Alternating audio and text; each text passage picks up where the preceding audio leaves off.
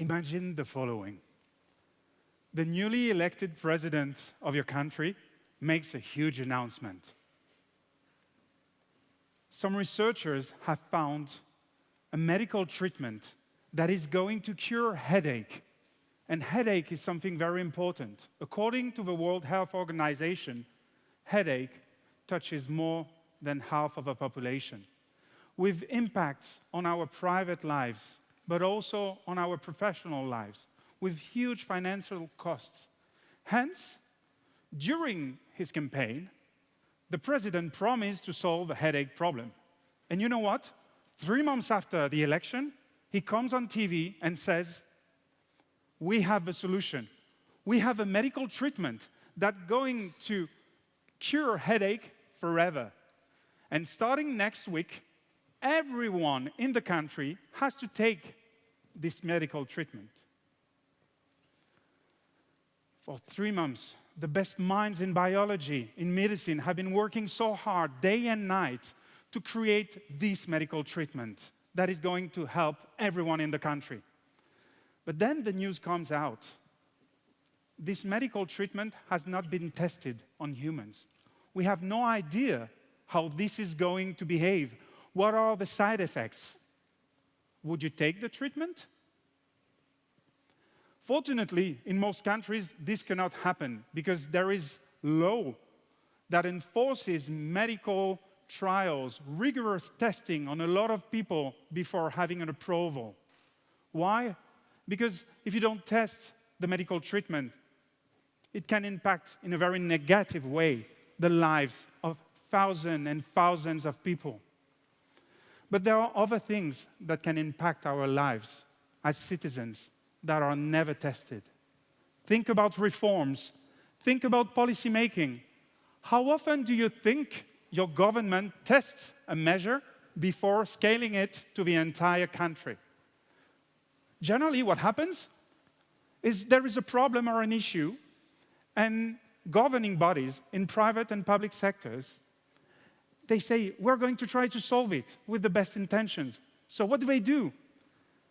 They ask the best minds to work, to write a report, to elaborate a strategy, and then this strategy, they apply it to a lot of people. Generally, there is one-size-fits-all strategy, meaning that there is a strategy for everyone. But newsflash, we're different. What happens in one part of a country can be different from what happens in another part of a country. We've been working with my students and my team over the past decades on how to connect behavioral and brain sciences to the real life. And one of the issues we've been having is to try to transfer the knowledge from the lab to policy making and strategy in the public and private sector. Recently, we've been working on obesity, for example. Well, generally, when governments communicate on obesity, they want to fear us from eating too much because it's not good for our health.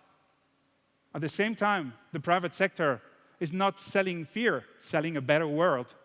What we noticed in a recent experiment is that people don't react the same way depending on how sensitive they are to reward. If you are a person that wants rewards instantly, when you do things, you want reward now. Well, it's better to talk to you about the pleasure of eating healthy. When you're a person that can wait a little bit for reward, you can talk to these people about the health benefits of eating healthy. With this very simple example, what I want to show is that little tweaks can make communication, can make policy a little bit more efficient. Because again, a one-size-fits-all strategy doesn't work. We're so diverse. Another example of some of the work we're doing is to fight tobacco.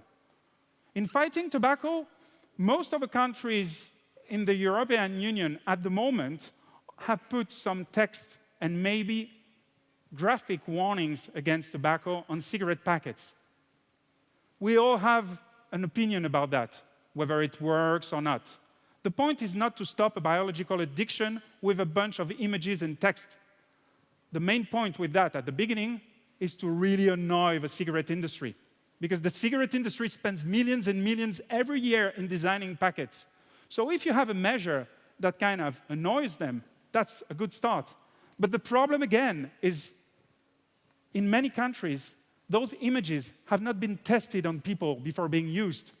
Maybe some images work better in one country than in another. Maybe fear is not the way to convey the message you want to convey. Recent brain imaging experiments reveal that in order for people to memorize things, it's better to tell them in a more educative way than to fear them. When people see these images that are kind of fearful, the parts of the brain that are active when you have visual attention, they work higher. Yet, it does not mean that after a little while, people are not focusing on something else. My point here is that we need evidence to design the strategies. And in order to fight tobacco, you need these text messages. You need those graphic warnings, but also plain packaging, removing any kind of graphic on it. You need to hide them from the counters, the cigarette packets, and also to increase the prices. It's the combination of these measures, when properly tested, that can lead to some efficient results. So, how come the private sector is using a lot people like me in order to understand how people behave? And the public sector is not yet, or not a lot. Especially now that us, scientists, are not stuck in our labs. We've got fantastic technology that allows us to go on the field, in the classrooms, in the supermarkets, everywhere. We can record brain activity. We can look where people look. We know whether people pay attention or not. We are no longer relying on this one methodology that is as biased as it is expensive. Surveys, questionnaires, because this is the only research, or more or less the only research a lot of institutions are basing their strategy on these days. So thanks to behavioral and brain insights, there are insights on user experience. And you know what? When I'm saying that we're not being tested and the strategies are not being tested, it's not entirely true. We're tested all the time. For example, every time you connect to a website, you're tested. If I connect from my country, I might have the design A. If you connect from another city, you might have a design B. And after a certain time, what do the owners of a website do? Depending on which design led to the most sales, they are going to make informed decisions based on testing. And this is very important. But of course, you might tell, okay, you're an academic, this is theory. In real life, this is super hard to do. Yes, it's not easy to do, but there are a lot of specialists that are doing it in the private sector.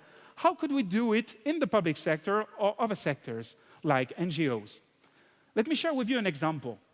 After the presidential elections in 2012 in France, the Ministry for Education decided they wanted to change the number of days kids go to school. Kids go to school 4 days in France a week, and they wanted them to go 5 days a week. This started like a huge debate, the pros and the against.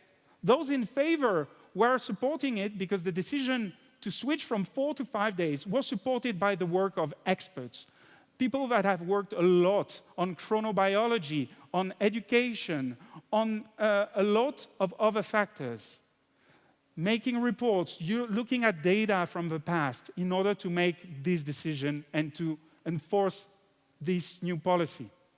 But those people against it were just waving and saying, no, this is not possible, poor kids, etc. But you know what? No one knew. No one knew because this policy had not been tested before.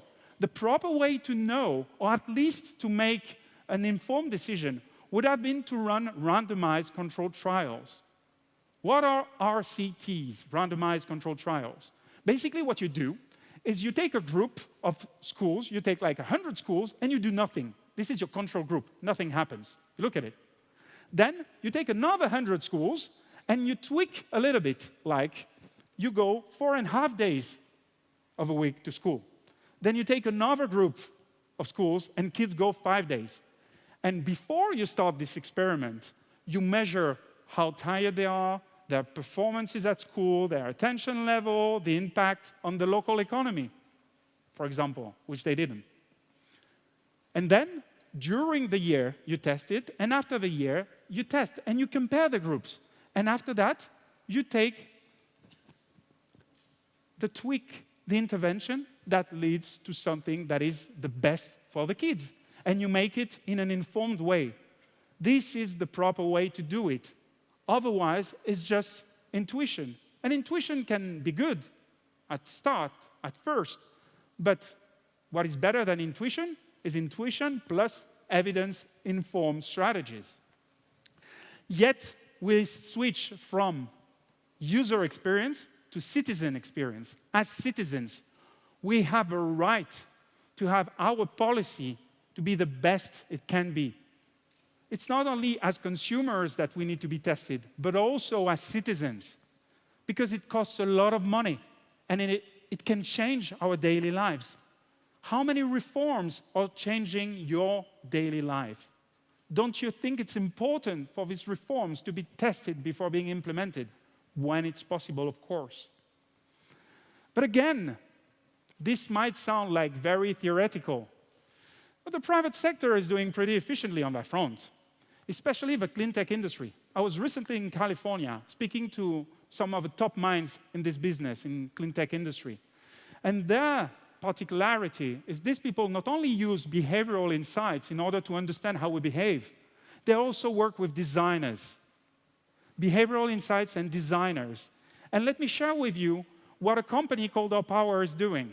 They are sending utility bills that are not only telling you, you have to pay this amount, which is never something we enjoy, but they are also sending you information regarding your own consumption compared to what would be the ideal consumption and what your neighbors are doing.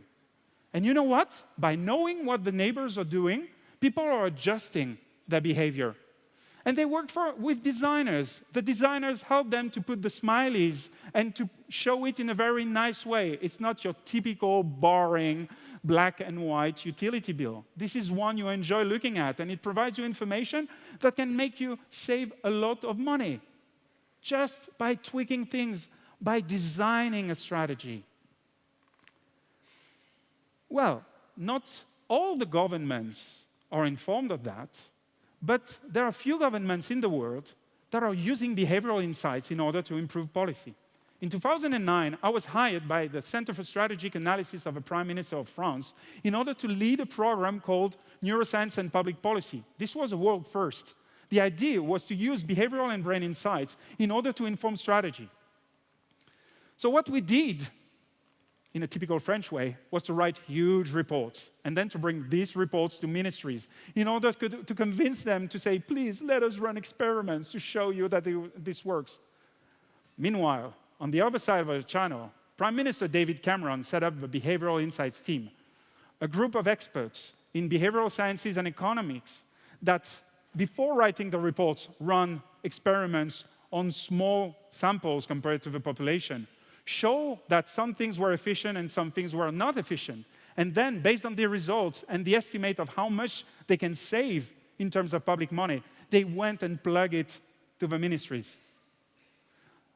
The most compelling result they have to date is an experiment they run on more than 140,000 households on tax collection. The idea was, when you don't pay your tax on time, you receive a letter. This letter is telling you, if you don't pay on time, you're going to have to pay 10% more. Well, the letter they used were first a control group letter, meaning the usual letters, and then they inform people about what the others are doing. This amount, and 9 out of 10 people in the country are paying their taxes on time. 9 out of 10 people in your neighborhood are paying their taxes on time. And just by providing this information about human proximity, they managed to increase significantly the number of people who paid on time. And they saved a lot of money. We're talking millions and millions of pounds. So one of the questions that we can ask is, how come the public and the private sector ignores most of the time behavioral insights, this kind of testing methodology, where sometimes you can't because you're in a rush and you have to make quick decisions. Okay. But other times, it might be worth it for the people and also for the budget. Think about a politician. There are also other problems. The first problem I hear is like, people are not guinea pigs. You don't do experiments on people. People don't like to be tested. And it's true that most of us, if we hear that some people are experimenting on us, we don't enjoy it. Yet, what do you prefer? Some experiment that can lead to something that is informed and works, or some improvisation that has a chance to work, but is most likely to fail? Second, for a politician to run evidence-informed strategies can be very dangerous for re-election. Imagine I've just been elected, and then I want to be re-elected later. I run some tests, and the tests show that for 10 years, I've been doing very stupid things. So basically, I give money to provide scientific evidence that I've been bad, not working. Also, once the results are out, once the evidence is out, it's very hard not to do something. And finally, experiments don't fit the political agenda. Generally, people who want to be re-elected, they rush and focus on re-election, not on that. But this is way too important. We cannot improvise with strategies, whether in the private or the public sector. We need to observe, we need to measure, design experiments. And by observe and measure, I'm talking about real people in their real lives, not economic models. We need economics, we need the law, but we are humans, and who better than behavioral and brain scientists can understand how humans interact with their peers and their environments on a daily basis. And once we design the right test, we need to test and retest and test again and evaluate whether it works or not in order to adapt our policy. But the problem with that is the current model where people decide and then there is a top-down strategy cannot work. We need to give the periphery some autonomy. If there is something specific to a city, you need to give the governing body of a city enough autonomy to be able to adapt the strategy. This is the only way this can work. We need some systemic change. And seriously, in the current context, in the current economic and human context, we can no longer improvise with policy making, with strategies that are impacting our lives. We have everything we need in order to improve the health and the well-being of people. And guess what? Also to save a lot of money, and for the private companies to make money. So please, whomever listens to that, hire us, come and talk to scientists. Most of us are not as boring as you think, and we can lead to lots of benefits. Thank you very much.